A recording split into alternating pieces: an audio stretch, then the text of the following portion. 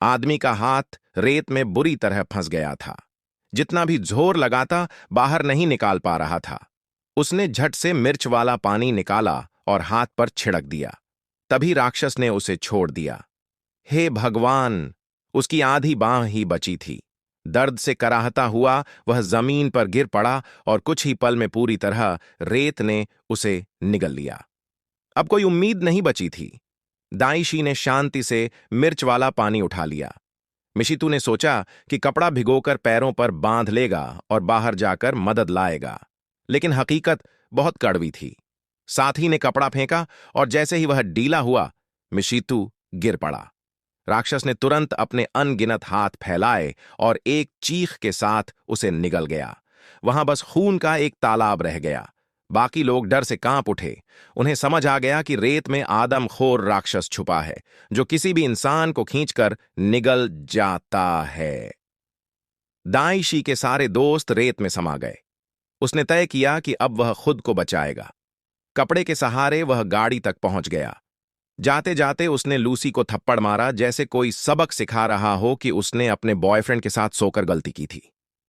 लेकिन फिर अगले ही पल दोनों में सुलह हो गई। दाइशी और लूसी ने मिलकर मिशितु का हाथ खींचा। वह दर्द से चीख उठा। तीनों लड़कियां भी आपस में मिल गईं। इसी बीच एक मोटा आदमी भी ज्यादा देर तक दबा रहा और उसके शरीर से खून बहने लगा।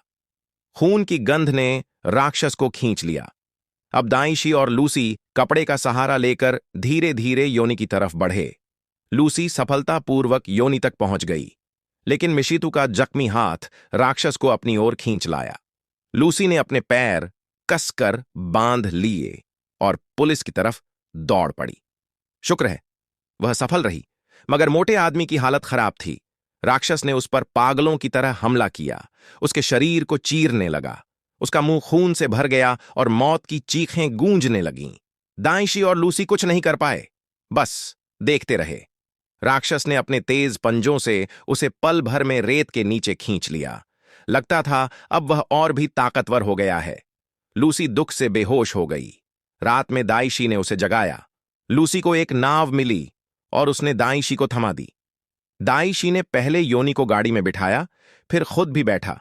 सबको लगा अब वे सुरक्षित हैं, लेकिन अचानक राक्षस ने दाइशी पर हमला कर दिया। वह लाइफ बोट में गिर पड़ा, लेकिन संभल गया। राक्षस ने फिर हमला किया, मगर दाइशी बचकर छत पर चढ़ गया। उसने गाड़ी पर पेट्रोल डाला और आग लगा दी। दोनों लड़कियां एक दूसरे को कसकर पकड़कर पूरी रात गाड़ी में बैठी रहीं। सुबह एक तैराक आया और उन्हें जगाया। दाइशी धीरे धीरे गाड़ी से बाहर निकला और लूसी को भी खींचकर बाहर लाया। आखिरकार दोनों उस डरावने समुद्र तट को छोड़ गए। लेकिन योनि उनके साथ नहीं बच सकी। जब वे आए थे तब एक पूरा ग्रुप था, लेकिन लौटे तो सिर्फ 2 लोग ही बचे। ठीक है, मैंने आपकी फाइल पढ़ ली है। इसमें एक हॉरर थ्रिलर स्टाइल की कहानी है, जिसमें रेत के राक्षस इंसानों और जानवरों को निगल जाते हैं। अब मैं इसे आपके लिए हिंदी में लिख देता हूं। रेत का भूत। क्या आपने कभी ऐसी रेत देखी है जो इंसानों को खा जाती है? बाल जितनी बारीक होने के बावजूद वह जिंदा इंसान को हड्डियों तक चबा डालती है। एक औरत समुद्र किनारे टहल रही थी। जैसे ही उसने पैर रेत पर रखा, उसका पैर रेत में फंस गया। उसने हाथ से पैर निकालने की कोशिश की, लेकिन उसके हाथ भी उसी रेत में धंस गए। एक आदमी उसे बचाने आगे बढ़ा, मगर तभी रेत जैसे जिंदा हो उठी और उसके सामने एक दीवार की तरह फट गई। औरत आधी तक रेत में समा चुकी थी। सब लोग स्तब्ध खड़े देखते रहे। तभी औरत की चीख और आदमी की आवाज सुनाई दी, लेकिन कुछ ही पल में सबने देखा कि औरत का आधा शरीर रेत ने निगल लिया था। सबके चेहरे पर डर जम गया। वे कुछ कर ही नहीं पाए, बस देखते रहे कि उनके 2 दोस्त रेत के भूखे दानवों का शिकार हो गए। पिछली रात तक यही जगह हंसी ठिठोली और पार्टी से गूंज रही थी। रात को कुछ नौजवान यहां पार्टी मना रहे थे। अचानक 2 अजनबी कहीं से आए और एक बड़ा मांस का गोला पाया। उन्होंने उसे आग पर सेंकना शुरू किया। सुबह जब औरत नींद से उठी तो उसने देखा कि तट पर कोई नहीं था, बस कपड़ों का ढेर पड़ा था। तभी एक छोटा पक्षी खाने की तलाश में रेत पर उतरा, लेकिन पलक झपकते ही कुछ ने उसे पकड़ लिया और वह रेत में गायब हो गया।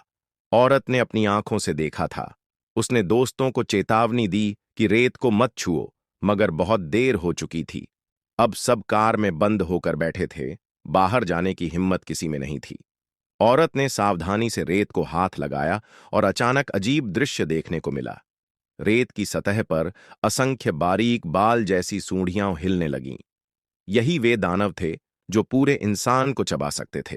इस बीच एक भारी भरकम आदमी, जो पिछली रात बहुत शराब पीकर एक लोहे की बाल्टी में सो गया था, कांपते हुए बाहर निकलना चाहता था। सबने उसे रोका। बाहर मत जाना, रेत में राक्षस हैं। कई लोग पहले ही बुरी तरह घायल हो चुके थे। सब सहम कर चुप बैठे रहे। समय बीतता गया। सूरज की धूप में सबको प्यास सताने लगी। खाने का सामान भी कम होता जा रहा था। तभी रेत का राक्षस कार पर हमला करने लगा। क्या आप चाहेंगे कि मैं इस कहानी को और विस्तार से डरावनी सस्पेंस भरी शैली में आगे बढ़ाऊं और अंत भी लिख दूं?